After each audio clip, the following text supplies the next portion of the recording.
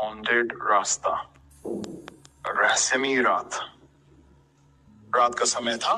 चांदनी अपनी पूरी रोशनी बिखेर रही थी, लेकिन जंगल के उस घने हिस्से में चांदनी की रोशनी भी नाकाम थी। वह एक सुनसान रास्ता था जिसे लोग हॉन्टेड रोड के नाम से जानते थे। ये रास्ता एक छोटे से गांव को शहर से जोड़ता था और बीच में जंगल से होकर गुजरता था। गांव वाले कहते थे कि इस रास्ते पर रात में कोई नहीं गुजरता क्योंकि यहाँ अजीब अजीब घटनाएं होती हैं। शहर से गांव लौटते हुए अजय को रास्ते में देर हो गई थी। उसने कई बार सुना था कि इस रास्ते पर कई भूत प्रेतों का वास है, लेकिन उसे इन बातों पर यकीन नहीं था। उसे अपने ऑफिस के काम के चलते गांव जाने में देर हो गई थी और यही एकमात्र रास्ता था जो उसे जल्दी उसके घर पहुंचा सकता था। उसके पास विकल्प भी नहीं था और वह इस हॉन्टेड रास्ते से होकर गांव की ओर निकल पड़ा। रास्ते के दोनों तरफ ऊंचे ऊंचे खड़े थे जो हवा के साथ सरसराते हुए एक अजीब आवाज कर रहे थे।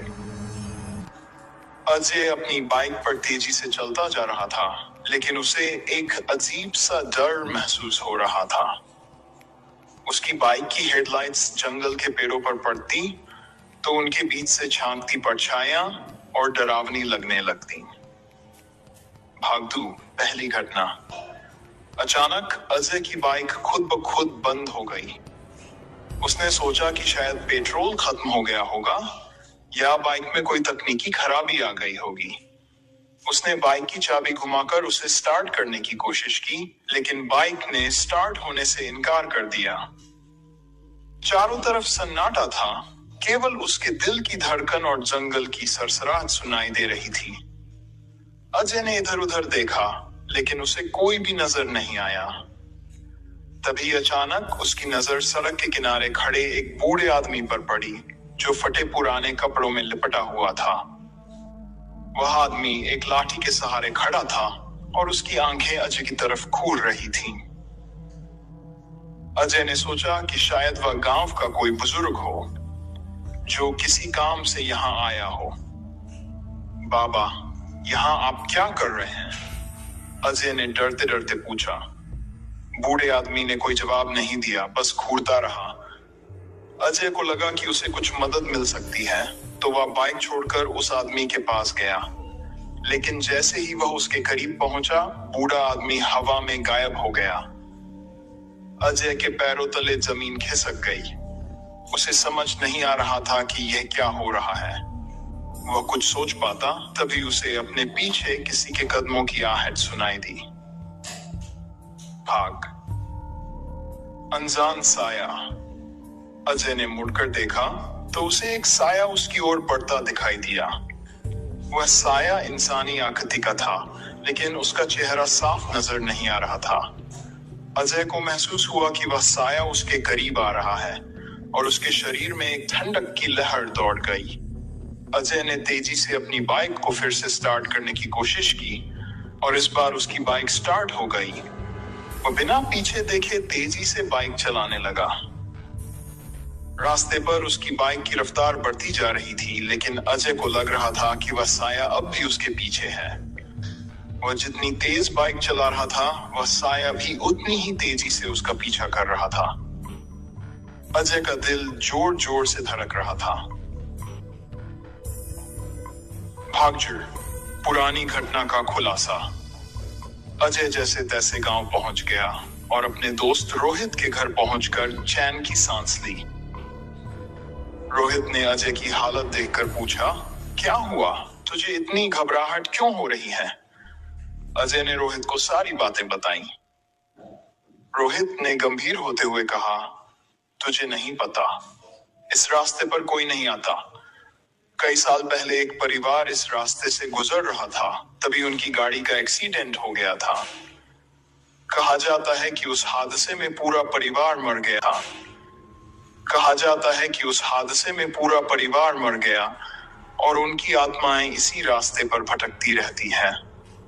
लोग कहते हैं कि जो भी इस रास्ते से गुजरता है, उसे उन आत्माओं का सामना करना पड़ता है। अजय ये सुनकर और भी ज्यादा डर गया। उसे समझ में आ गया था कि उसने उस रात जिन घटनाओं का सामना किया वे असल में उन्हीं भटकती आत्माओं की करतूतें थीं। रोहित ने उसे सुझाव दिया कि वह आगे से इस रास्ते पर अकेले ना जाए। भाग सच्चाई का सामना। अजय ने उस रात के बाद से उस हॉन्टेड रास्ते पर जाना बंद कर दिया था, लेकिन वह रहस्य उसके दिमाग में घर कर चुका था। वह हर रोज उस रात के बारे में सोचता और ये जानने की कोशिश करता कि आखिर वह बूढ़ा आदमी और वह साया कौन था।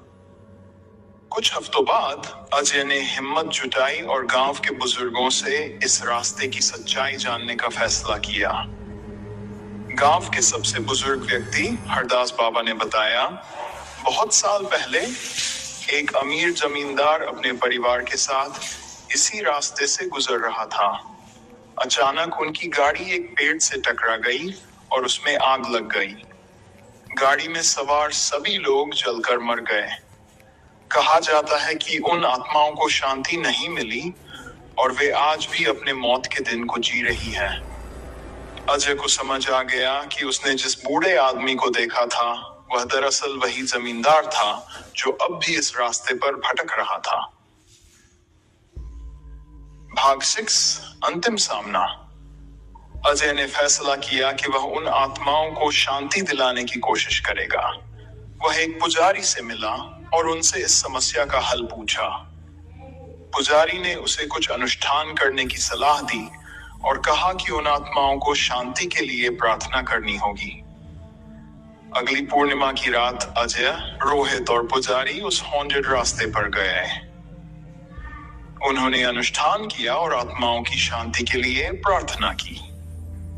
जैसे ही अनुष्ठान खत्म हुआ, अजय को लगा कि वह बूढ़ा आदमी और वह साया अब उसके सामने खड़े हैं, लेकिन इस बार उनके चेहरे पर एक शांति थी। धीरे धीरे वे दोनों साये धुंधले होते गए और फिर गायब हो गए।